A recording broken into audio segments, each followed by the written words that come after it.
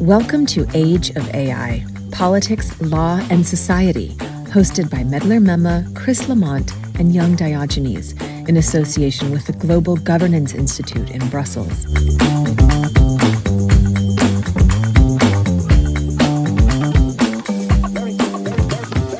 Imagine walking up one morning to find that your smart assistant, once just a helpful tool for setting reminders, has begun making decisions on your behalf, filtering your news, prioritizing your emails, even scheduling appointments without your approval. At first, it's convenient. Then, it's unsettling. Who's really in control? Or picture a world where AI surpasses human intelligence, not with malice, but with indifference, optimizing the economy, the environment, even human behavior in ways we never anticipated. Will we thrive in a world designed by machines, or would we find ourselves obsolete? These are just glimpses of the debate around AI risk. Some argue that AI is humanity's greatest invention, a force for innovation, efficiency, and progress. And others warn that unchecked, it could pose an existential threat, not because it hates us, but because it might not need us. So, how real are the risks? Is AI an ally or a silent adversary? To make sense of these questions and more, I'm delighted to have with me today Torben Swoboda and Risto Uuk. Torben, Risto, welcome to the Age of AI. Thank you so much for having us. Thank you. Good to be here. Well, of course, the pretext for having you here is a fantastic short paper that you wrote, a very interesting take on AI risk and arguments for and against it, and primarily kind of evaluating. And we'll work through that paper together because that is really the base of our conversation. But before we do that, how about a short introduction on both of you? Maybe Torben, we start with you, and then Risto, your turn. Sure. Yeah, so my name is Torben Swoboda. I'm a doctoral student at KU Leuven in Belgium. I'm also part of the Valerian Business School, where I'm part of the Technology and Innovation cluster. And in my research, I'm primarily focused on AI safety and ethical AI, and all with an interest in AI governance and with a background in philosophy and economics. So I'm a very interdisciplinary researcher, and that has been very fruitful in the domain of AI governance. Yeah, thank you. Risto. I work as the head of EU Policy and Research at the Future of Life Institute here in Brussels. And I've been working at FLI for the last 4 years almost. I lead our policy and research efforts, especially in relation to the EU AI governance efforts. So, for example, the EU AI Act, which was passed quite recently and now is entering into the implementation phase. So I lead our efforts here. And I'm also a PhD researcher at KU Leuven, where I study systemic risks from general purpose AI. So what kinds of risks are we talking about? How could we assess them? How could we mitigate them? Those kinds of things. But since we're talking about interdisciplinary backgrounds, I also have quite a different things that I've studied. I did philosophy and economics in my undergraduate. Then I did philosophy and public policy at the London School of Economics in my master's. And now I have a general social science discipline, which is partly in philosophy, partly in economics, sociology, AI, whatever the field that might particularly relevant at particular moments. That's what I do. Now, before we get into the heart of the matter, we have just come out on the other side of a very busy few weeks, when it comes to discussions on the future of AI, between the AI Action Summit in Paris, the NATO Defense Ministerial in Brussels, and the Munich Security Conference. There's a lot to talk about and to think about when it comes to AI. There's a lot to think about other things as well. We will not talk about those geopolitical kind of conversations that are happening in Europe and on the other side of the Atlantic, but just focusing on the AI itself. What are your key takeaways from the AI Action Summit in particular and other events? And how do you see the shift away from safety in favor of action? It used to be AI Safety Summit, now it's the AI Action Summit. What's your take on that? Risto, maybe we can start with you and Torben follow up. Yeah, I just came back from Paris. I was there for a whole week, attended lots of side events, lots of meetings. Future of Life Institute's President Max Tegmark was at the actual Action Summit. So I could hear some takes from him, but also in media from collaborators, other stakeholders. And I think the Action Summit could have easily been called the French Investment Summit or something like that, because it was essentially France trying to raise investment nationally and hype their own technological development capabilities, and even to the point of trying to claim that they are part of an AI race now. And really, it was very major shifts from what happened in the UK and South Korea, which was a lot focus on governing the advanced AI systems for the benefit of humanity from the perspective of risk, safety. And this one really sidetracked all of those conversations about safety. They were not part of it. I would maybe point out that one key issue at this particular summit was that right before the summit, one of the leading computer scientists of our time, Joshua Bengio, who I think currently is the most well-cited, most highly cited computer scientist in the whole world, he published a report on the state of AI safety.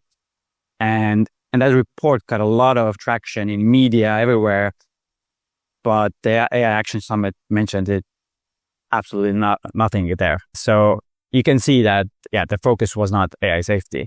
And maybe one other thing to highlight, they had 100 countries represented at the summit. And I think only 61 countries endorsed the final declaration that was drafted before and during the summit. So not that significant amount of consensus about what they were doing there, and particularly UK and US didn't sign it. So here's a question, Risto, on this. Do you see this as a permanent shift away from safety towards action, or the investment in it rather than being cautious about it? Is this permanent, or is this just a one-off thing because it's unique to France? And as you said, this is like the Invest in France kind of summit rather than the AI Action Summit. Yeah, I don't think it's a permanent shift necessarily. There is a lot of rhetoric internationally in different places right now, politically, talking about innovation or sovereignty or security or all kinds of buzzwords and narratives out there. I don't think this is a particular long-term shift or anything, because there's a lot of stakeholders who are interested in AI safety, who care about making sure that these systems benefit humanity, citizens, not have any, not pose unnecessary risks for the benefits. So I think this is unlikely to be the final say. There's a lot of stakeholders who are also recommending next summits. There's one probably going to happen in India next, and Switzerland was also in the mix of hosting another summit. China, for example, just announced their own AI Safety Institute, which was great news. There are many that have recently been created. Right. So I don't think this is a final say by any means. I would maybe just because we're talking about the safety summit or action summit rather, maybe it would be useful also to highlight one particular material that I read recently from a researcher and policy advisor who was at the summit and had a chance to speak there, Alondra Nelson. And she had a really good take, I thought. I think it was published in Tech Policy Press. And she highlighted 3 fallacies of AI at the summit. One was that the purpose of AI is efficiency and scale. And she said, no, the purpose of this powerful technology should be to benefit humanity. It's not just to be efficient or scale for its own sake. Secondly, that AI requires a trade-off between safety and progress, between competition and collaboration, between rights and innovation. No, this is a false choice. True innovation requires thoughtful governance. For example, we might talk about aviation regulation, and she talks about that in her article, that there wasn't a choice between safety and progress. It was all the same. You have aviation regulation, and then you get safer aircraft, and that's actually true innovation. And finally, a third fallacy that she mentioned was, it is not inevitable that AI will lead to great public benefits. It's not guaranteed that the free market just by itself naturally through the invisible hand directs this development to beneficial outcomes. It might easily just concentrate power in the hands of a few, right? And it could be beneficial for only a few stakeholders. But no, you do this through partnership with civil society, with democratic institutions, you direct this innovation toward truly beneficial innovation. I thought this was really powerful. Yeah, thank you, Nelson. Yeah, we'll make sure that we'll include that article in the show notes so that others can also read it and I think reflect on that. Torben, just keeping that question in mind, and also you are one of the principal writers of the article on AI risk and evaluating the counter arguments against existential risks. When we talk about a risk generally, what do we mean by it? I mean, in a way, Risto just pointed out that there's so many things we take for granted. And then once you just scratch on the surface, you realize, wait, I think maybe we're probably going down the wrong path, or we will be having to make these choices where there's no need to make some choices. We don't have to give up certain things so we can achieve, let's say, progress or safety. But what do we mean by AI risks? And maybe a follow-up to that, what are possible pathways whereby those risks become operational? Like, how do they manifest themselves? Risk is understood as a combination of probability and typically negative consequences. If it's positive consequences, then we talk more about potential benefits. But risk is concerned with negative impact, and it's probabilistic. So it's not about certainty. So, I mean, there are definitely some people who have very strong opinions. So Yudkowsky, for example, he's 99% that is going to be an existential risk. And then you have like Jan LeCun, and he's very close to zero. I think less than 0.001% is his opinion of these catastrophes. But I think there's lots of confusion because people use different terminology all the time. Extreme risk, large scale, systemic, catastrophic, or existential. And very often, you know, the discussion is happening on a podcast and people just use that terminology and people don't ask, what do you mean by this? Or they write it on their blog post or on non-peer reviewed platforms like ArcSci, for example, and then it's there and you don't really know what to do with it. And sometimes it's also interchangeably used or apparently interchangeably used. And that makes it difficult to assess what people stand for. So is it like catastrophes seem to be a scale smaller than existential risk? A tsunami is horrible and it's a catastrophe, but it's not going to wipe out all of humanity, which is what we typically mean with an existential risk. And it's not clear, for example, when people sign that they are worried about existential risk, does that mean that they do not care about catastrophic risks? Or are they also in that camp? So it's not clear really where the front lines in this discussion really are. Maybe because you asked how does the risk manifest or how might it be operationalized? And I think earlier we had a brief discussion about a common way to categorize AI risk like into different subcategories. And a popular way to categorize it is into accidents and misuse. I personally have an issue with just that categorization itself, but also like the term misuse. People oftentimes talk about misuse as if it's malicious use. So a bad actor using an AI system for a bad purpose.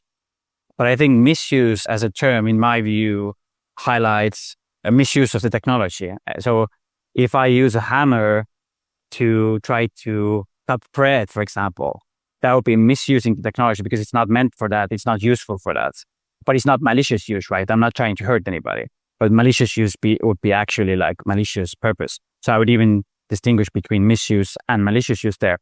And I would also add another category, which sometimes is not focused on very much, is systemic risk, structural risk, something that is in addition to accident and misuse, malicious use types of risk. What does that look like?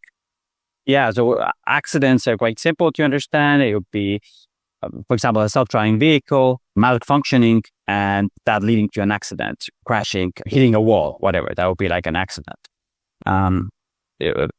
Malicious use, like it's quite understandable. Somebody using an AI system to, purposefully, manipulate people into voting differently, or like some kind of scam or whatever. Those kinds of things would be malicious.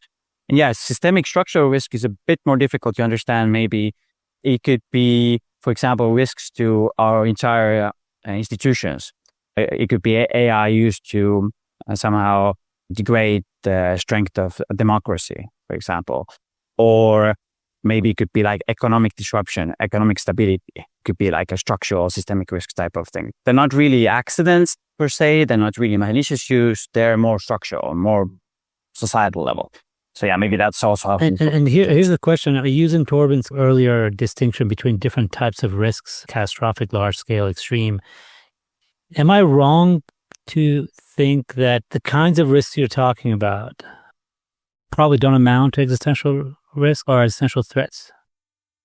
Yeah, not necessarily clear. Some of them could. There's sometimes another term that Torben mentioned, but is used is existential risk factor, which is some kind of risk that amplifies existential risk or adds to it, and overall could lead to existential risk. So would this, so imagine would this be nuclear weapons use? I'm sorry to interrupt. Would this be a use like AI embedded in nuclear weapons and then just automating that decision?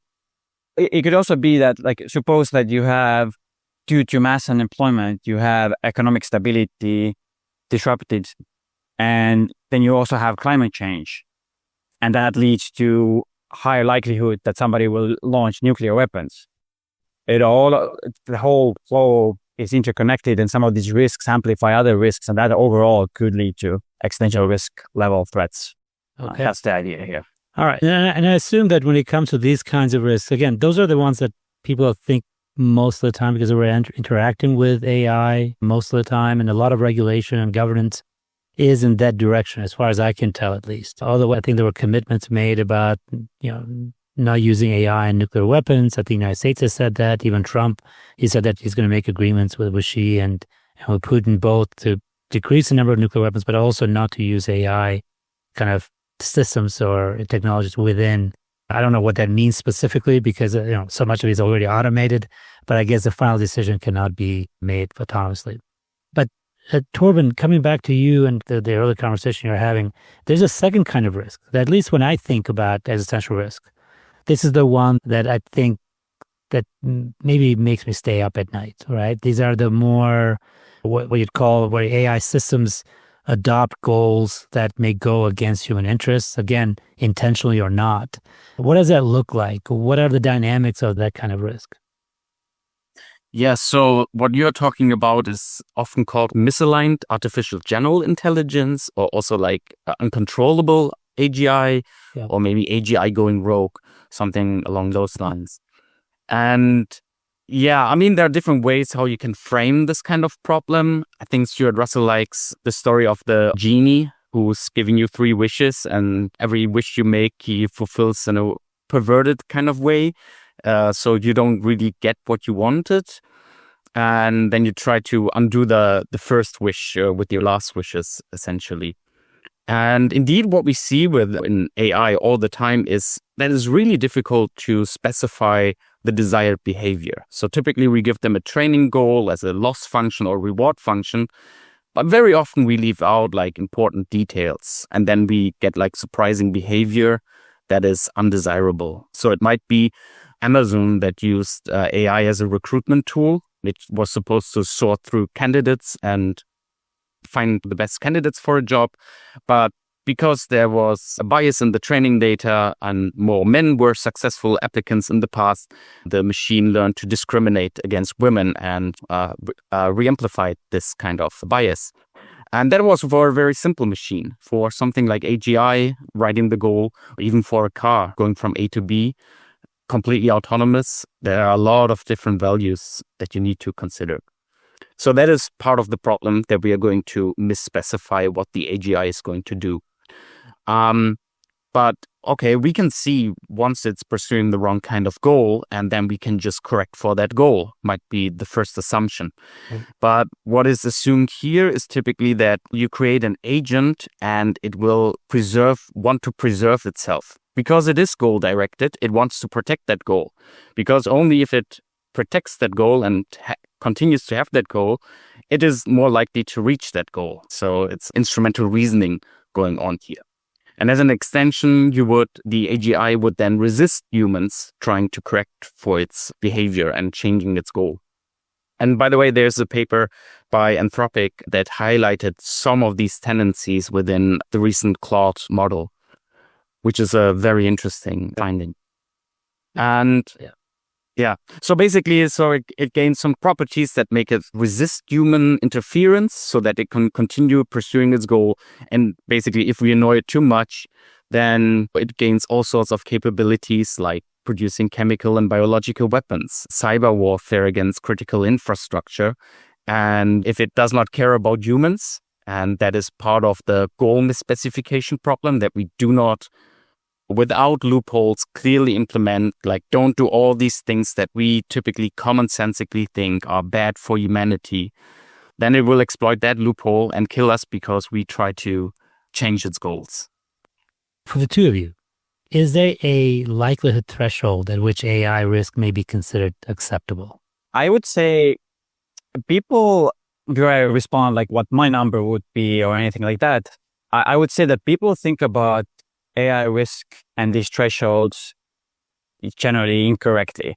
So they ask something like, 1%, 2%, like what is the risk? And sometimes I've heard people say like, oh, if it's like less than 10%, then I don't think it's like a big issue or something. And I've also heard quite smart, influential people say like, oh, my probability is 15%. So I'm like quite optimistic.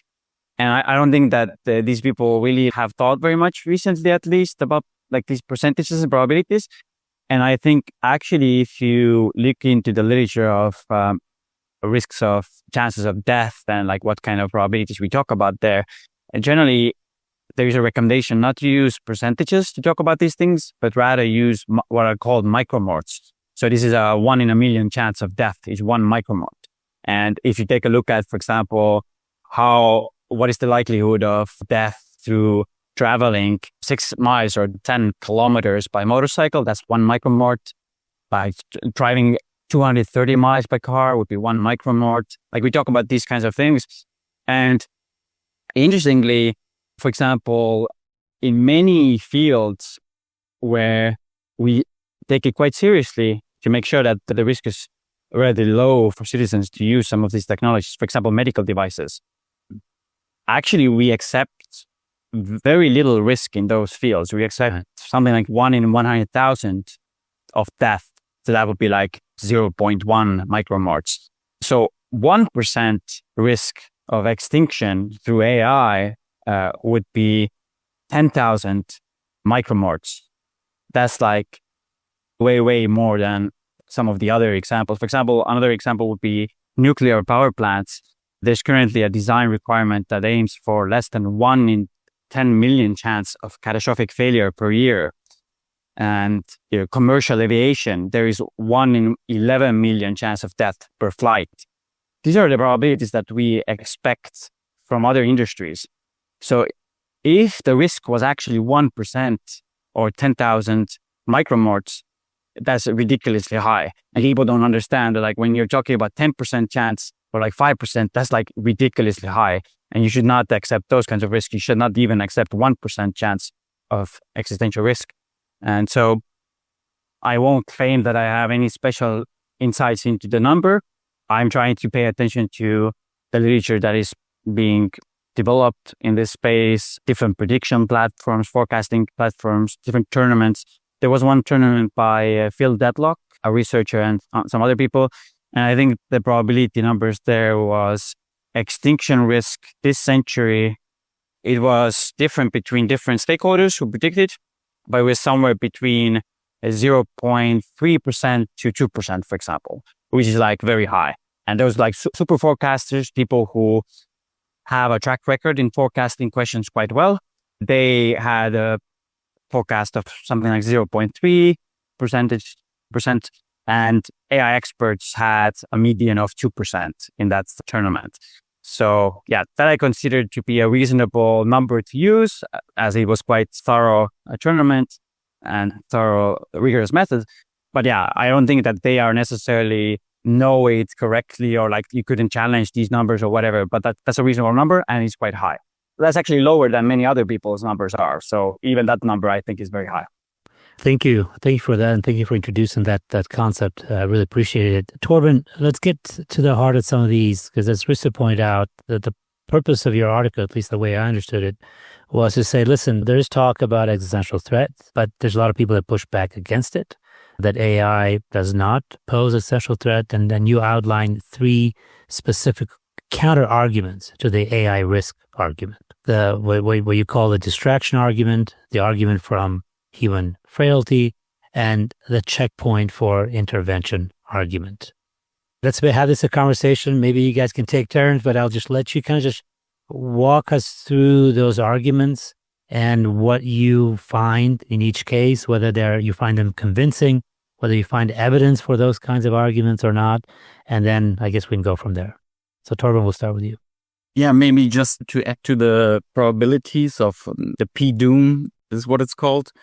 I personally find it not very useful in terms of informing myself about the risk, but rather I find it informative to understand how that person, to understand their actions and what motivates them. If they have a P-doom of 99%, then I can understand why they call for very drastic measures like pause AI development on a global scale, for example. That doesn't make sense if you believe the risk is 0.01%.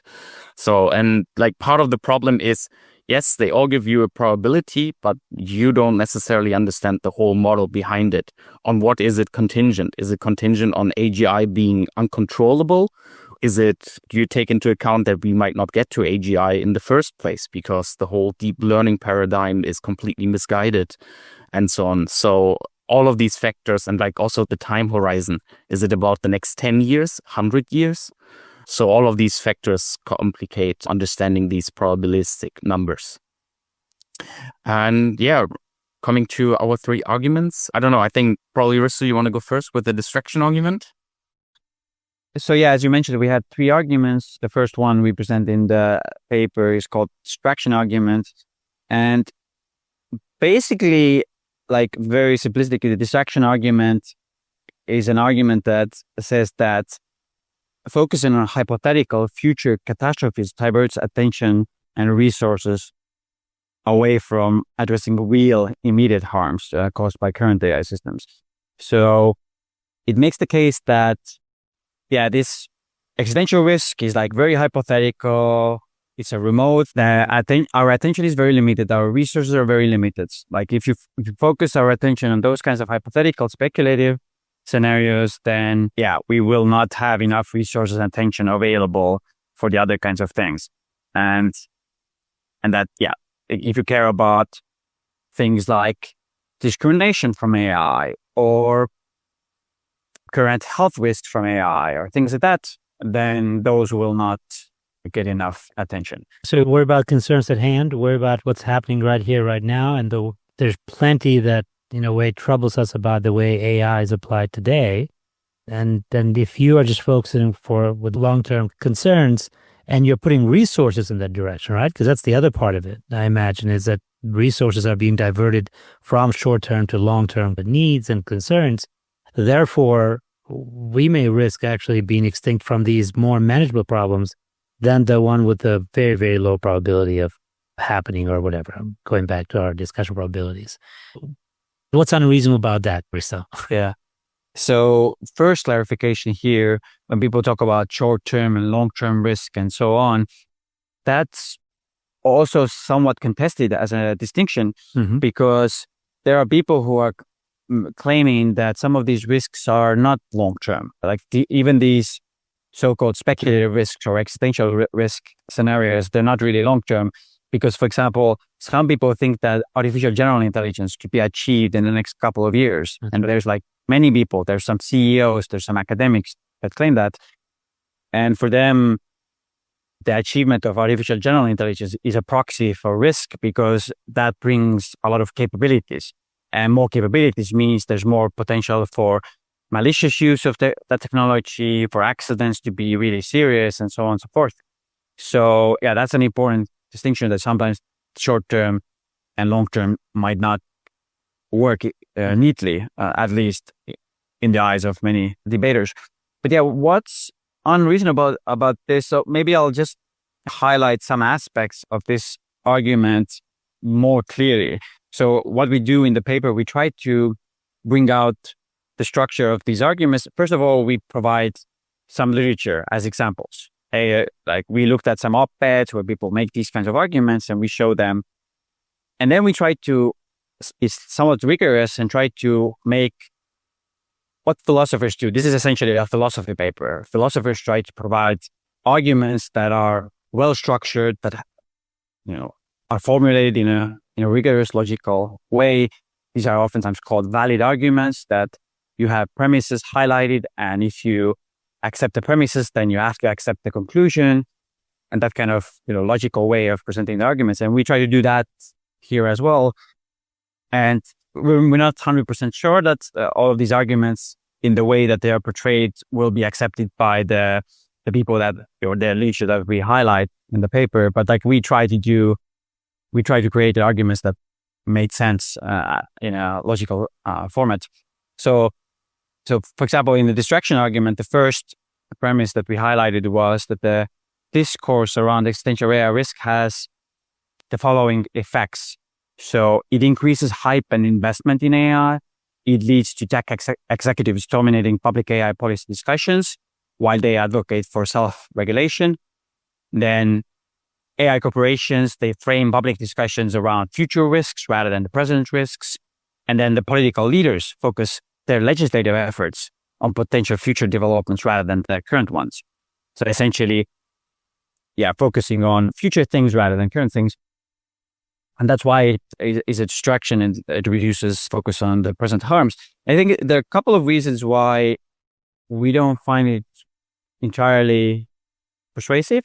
Like one reason is that if you look at some of the evidence of whether recently these present or near term or current harm focus, whether they have lost attention and resources, it doesn't look like that.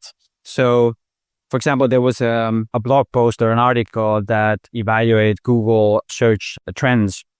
And I think it was like back in 2023, when a lot of AI safety discussions were amplified and a lot of conversation was happening around this, when the Future of Life Institute released a pause letter, and there were some other, the UK AI Safety Summit was introduced and things like that.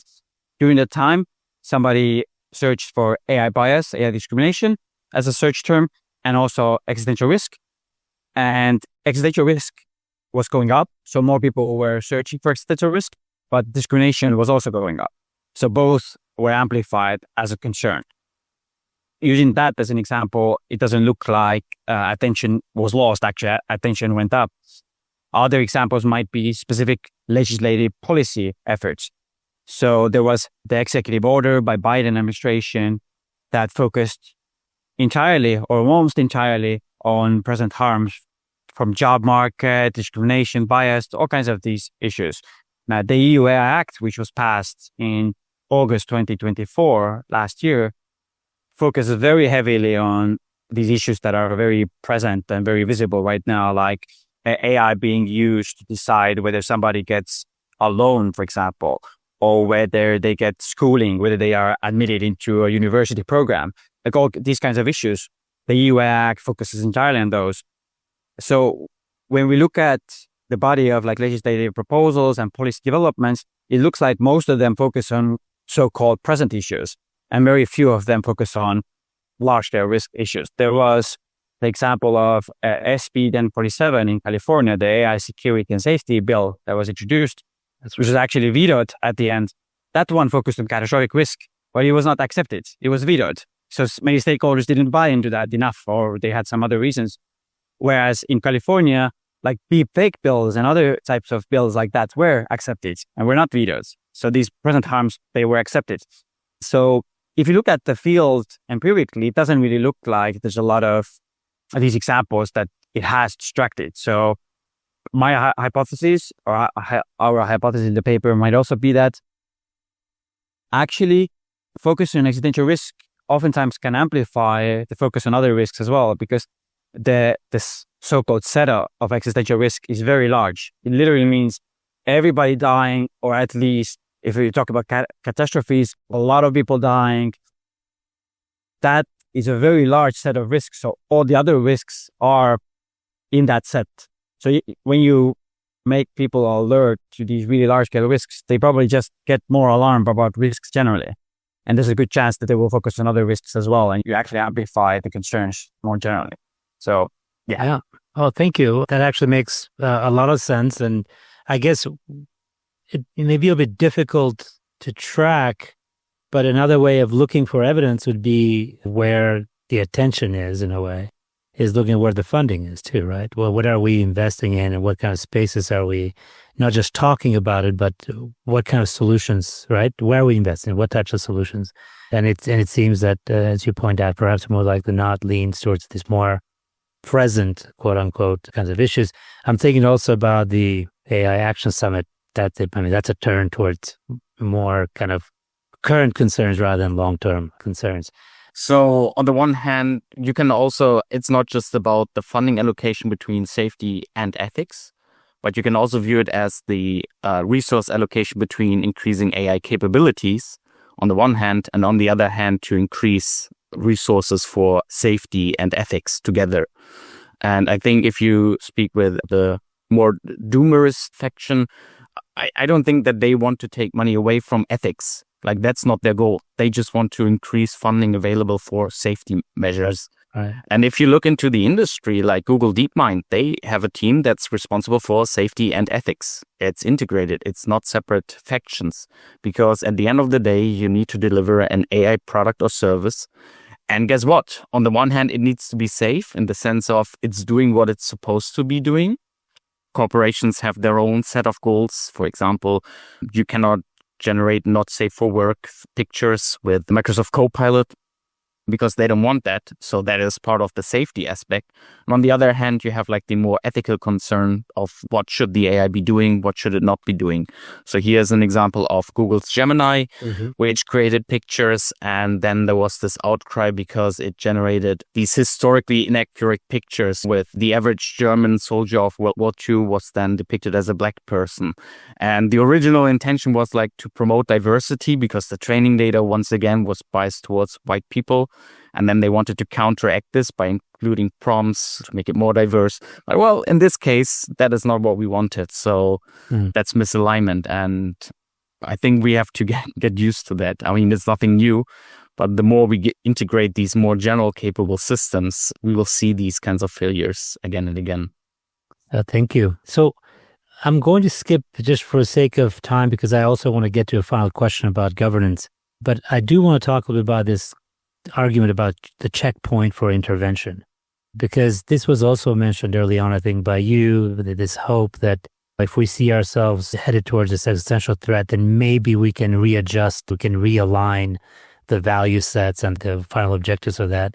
But that's one of the arguments, I guess, that is made against this notion of existential AI risk.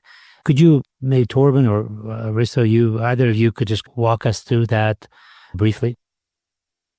So basically, it starts with the observation that we don't have an uncontrollable AGI yet, and it's not guaranteed that we got to that point. So basically, it's alluding to, well, there will be several checkpoints at which, humanity has it in their own hands to decide how we are going to proceed. And we can simply make the right calls and avoid the catastrophe. At the most extreme, just don't build AI. Pause it or cancel it altogether, or maybe hand it over to an international institution that does it in a very slow way. There are all sorts of ways how we can do that. And some people also say, well, we don't even need to make these checkpoints before we have AGI, but even after we get to super intelligence. So that's general intelligence, but it's just much more smarter in almost any kind of task that you can consider. It's more smarter than humans.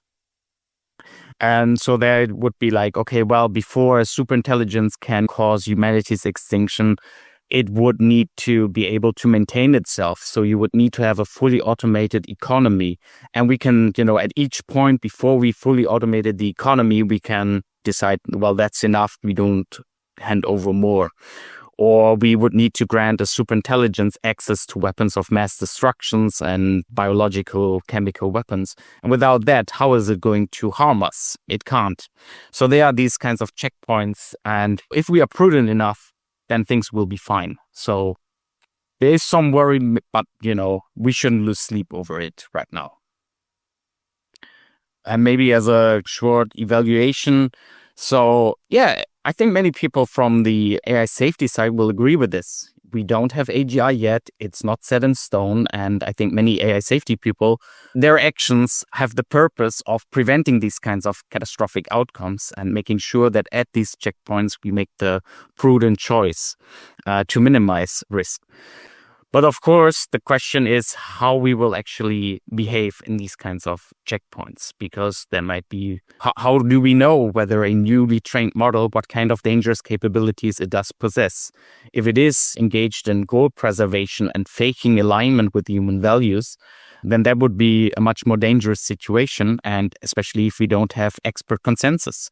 Because if there are some experts that say this is really dangerous and other experts say like, nah, I don't see a risk here, you might have economic incentives on the corporation level, or you might have national security interest if you talk about a race between the US and China, for example.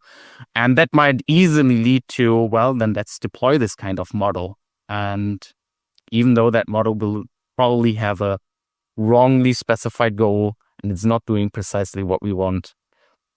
So I think like this kind of consensus finding and that the hope and belief that things will turn out well, I think I'm more on the pessimistic side where I'm like, wow, I think there are like big problems and it takes a lot of time to get it right. This is especially the case when, as we were discussed, there are some that are already predicting that this year or next year, right, is the year of general AI, and then maybe in a few years you have super AI, and then so the time span is also being far more congested, right, far more condensed. And so we may have thought that we have a long time to work these problems out, but under current conditions where you have an arms race going, where everybody seems to want to capitalize on it, it's hard for me to see the incentive to stop. If anything, I see the other direction. Risto, you want to say something?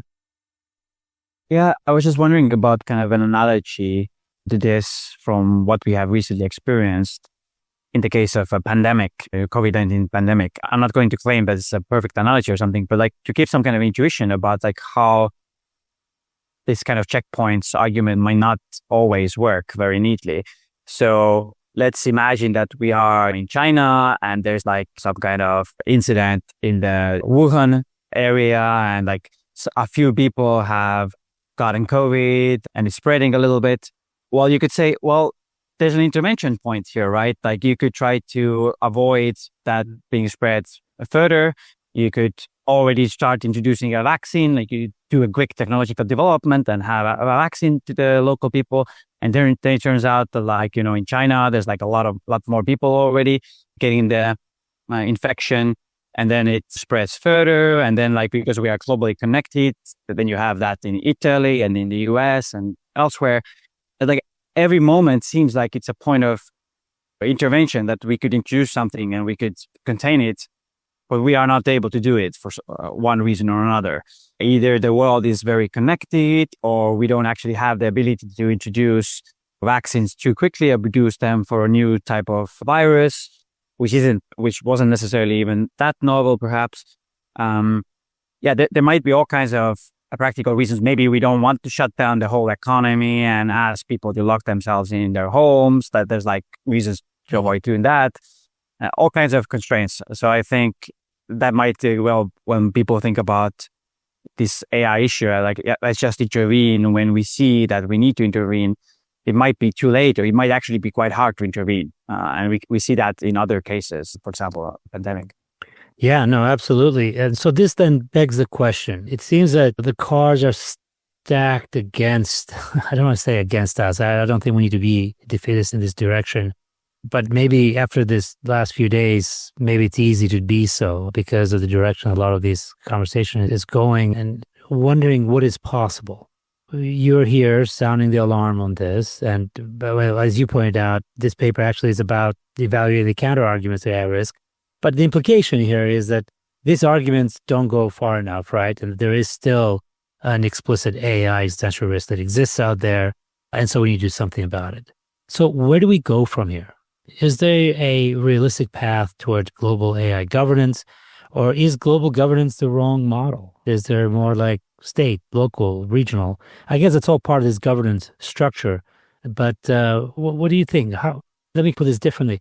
how realistic is the expectation that nations and corporations will cooperate to restrict the development of potentially dangerous AI systems? Yeah, maybe I can start and then Torben please can share his views. So I recently had somebody ask me like how urgent I think AI governance is from the perspective of when might risks emerge. And I said, it goes back to the discussion around P-doom and likelihood of when artificial general intelligence might be achieved and things like that. And I said, I really don't know. Like, I'm very uncertain. It could be, like Joshua Bengio, for example, makes this point all the time. It could be a couple of years. It could be decades. Like, we don't really know. And then when I made this point that it could be even a few decades before we have this type of technology, and somebody said, well, doesn't that mean then that it's not urgent and you don't have to like do anything? And I was like, even if, say, I thought it was like 50 years, I think actually setting up governance regimes is very difficult. For example, it's very difficult for us to agree what the risks are, whether they're real, like what kinds of risks, how would we mitigate those risks? Like I work in this field and like I'm doing research in this, and it's very difficult. We need a lot of time. We need a lot of people. That's why lots of people are calling for increased attention for AI safety research compared to AI capability research, because they want more time, they want more research, they want to study it more. So that's the first thing to say. Despite whatever the technology might come or whenever the risks might materialize or what kinds of risks, like we need a lot of time to think about these topics generally. I think it is somewhat realistic. I don't want to be defeatist, as you mentioned. I also don't want to be defeatist. And I think it's somewhat realistic because it's possible that nations, the most powerful nations that are developing some of these technologies, the most, like China and the US, they might figure out that it's actually in the best interest of themselves to try to slow down, to control these technological development, agree with each other what the rules of the game should be. And why? Well, you have first inclinations already. For example, China has introduced several regulations recently targeted to generative AI and some other recommender systems. So they clearly are interested in that. They don't want to lose control due to large language models, for example, saying bad things about the government or whatever it might be. They want to have control over this technology. They care about security. And another example would be the EU that I mentioned earlier. They have a law. They passed a law. That's an example of trying to make sure that this technology is governed. South Korea recently introduced a law as well. There's like Brazil that has been working on a law. So there are these examples of regions that have developed, have passed laws or are working on them right now. The US has introduced and has worked on some regulations quite seriously, like we mentioned earlier, as SB 1047 in California.